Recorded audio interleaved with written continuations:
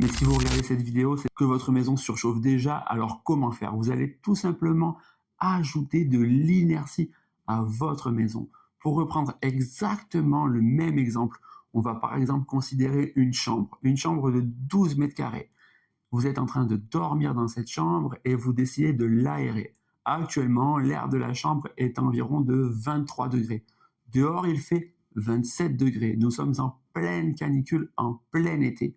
Si vous ajoutez une cloison en argile, une simple cloison d'11 cm d'épaisseur, de 3 mètres de large et de 2,50 m de haut, vous allez déjà amener quasiment 1,5 tonne d'inertie dans votre pièce.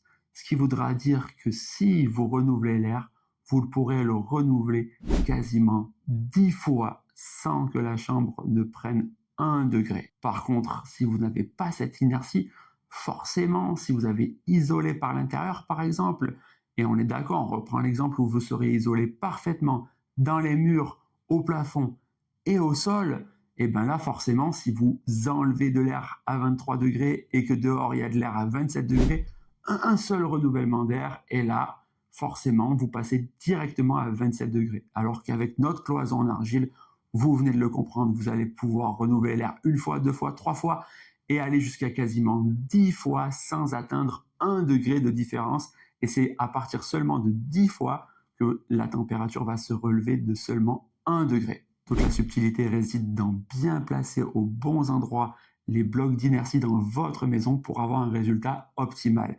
Et c'est là que moi, je peux vous aider. Si vous avez besoin d'un audit gratuit ou de plus d'informations, n'hésitez pas à vous inscrire à ma newsletter. Toutes les infos sont dans la description.